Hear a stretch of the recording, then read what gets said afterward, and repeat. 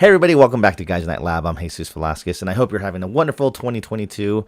It's a new year and a new year of Guys Night Lab, and we're gonna start a new episode today. But before we get to that, I want to tell you why. So when I was a kid, and I probably mentioned this a ton on some of my reviews for Halloween, or whatever, any other movies we reviewed, I used to talk about something I used to watch on local. It wasn't even cable; it was just local TV. It was called KTTY Channel 69. I think the channels discontinued or went out of business or whatever. But they always had a Friday night Fright night, and so that was just something that I would go and watch every Friday nights, and they'd have a double feature of scary movies, and that's how I got into scary movies.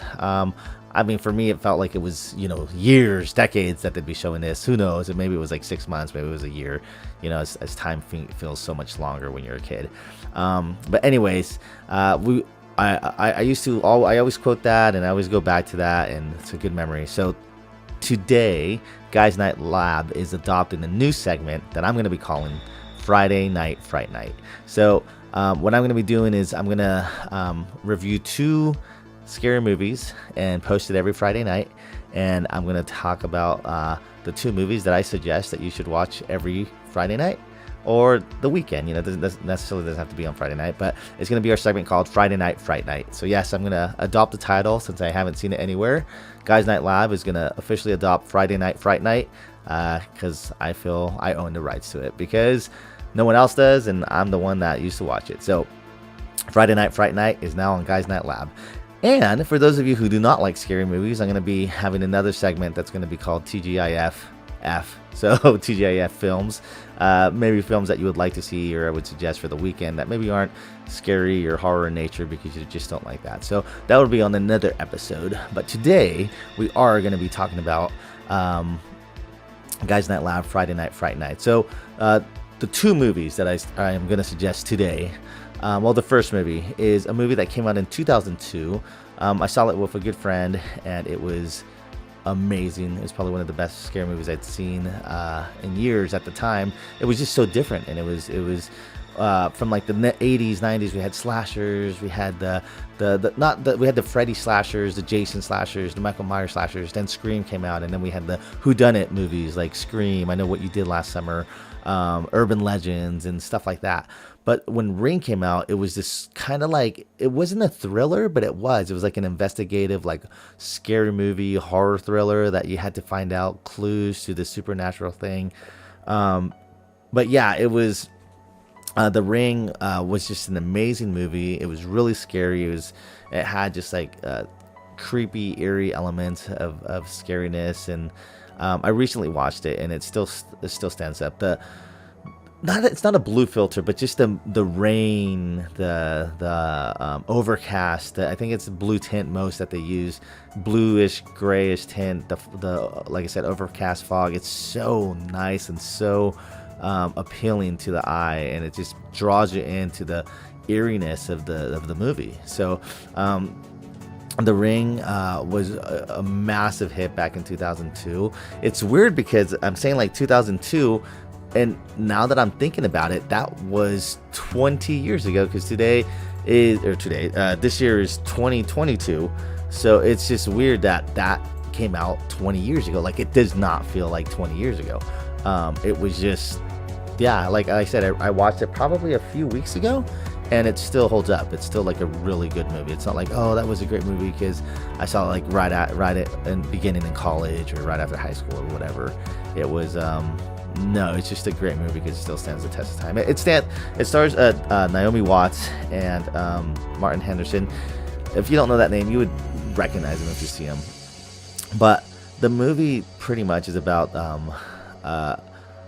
this reporter's niece dies, and so she's investigating. Like, the mother's asking her, like, so the niece is like a teenager, and so she dies because of like these supernatural occurrences. But the mom's trying to investigate what's going on, and so the mom tells her sister, who's the aunt, can you investigate what happened? So the aunt investigates. She finds out that the teenagers went to a cabin and they saw this video. So she goes to the cabin, she finds the video, she watches the video, she gets a phone call, and the phone call says 7 days.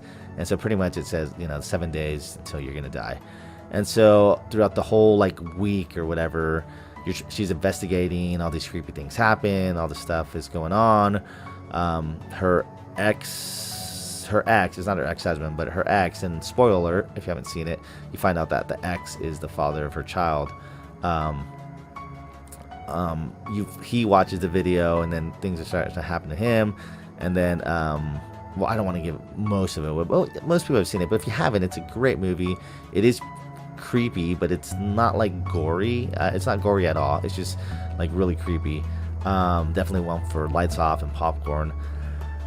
A lot of things happen that I don't want to give away, because if you have not seen it, and I'm not saying this is a 20-year-old movie, like you've seen it. If you like scary movies or horror movies, yeah, I'm sure you've probably seen it, but it's not like it's not a horror lightweight like the movies, but it's not like terrifying.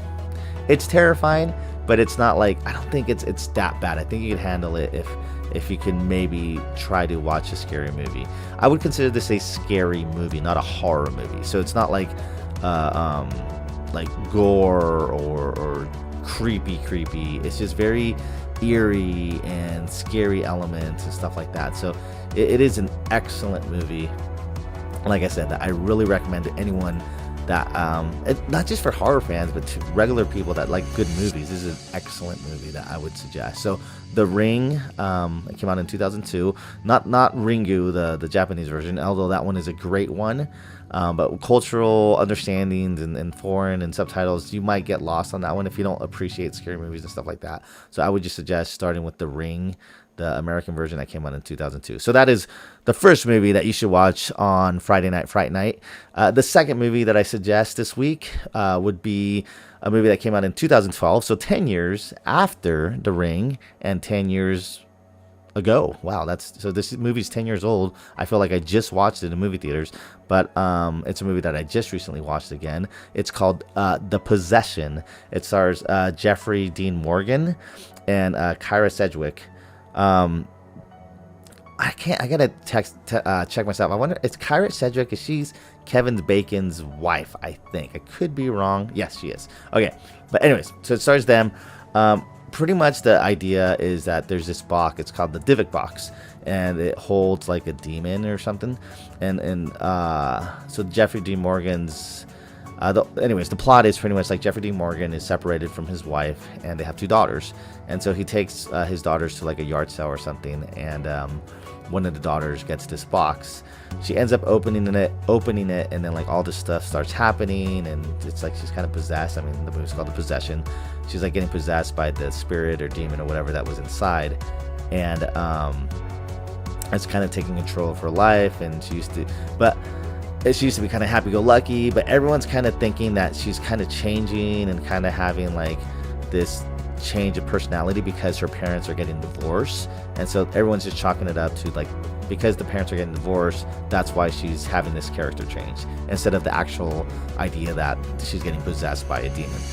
So Jeffrey Dean Morgan and the ex, his wife, are just kind of like chalking it up to that. But then Jeffrey Dean Morgan is just seeing that something is not right with his daughter, and so he's a coach at a college, and so he goes to like a professor that's a demonologist, and so they find out that this box is pretty evil and possessions, and so then he tries to find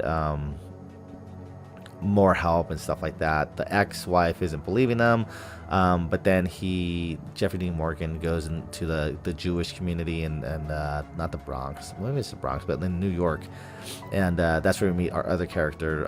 Actually, it's Modest Yahoo. If you don't know who Modest Yahoo, he's a singer, but he's actually in the movie, and so he's kind of like not the sidekick, but he's kind of like the rabbi that's kind of helping him and kind of helping them with their ordeal spiritually and stuff like that. I can't really reveal too much more without going into spoilers, and I don't want to spoil it. So this is a great movie. So if you haven't seen it, this isn't like a super popular movie. Like I don't think a lot of people saw this movie. So if you haven't seen it, I would definitely recommend it, because it's a really good, entertaining movie. A lot of good scares. It's kind of like on the verge of like horror scary movie. Not necessarily. There's nothing gory, really, to think of it. No. So no, not a lot of bad words, not a lot of things. It's just scary. So yeah. But yeah, so I would recommend definitely check out The Possession if you're into scary movies and like that stuff. Check it out this Friday. So from Guys Night Lab and our Friday night Fright Night, make sure you check out The Ring and The Possession this weekend. All right, take care. Bye.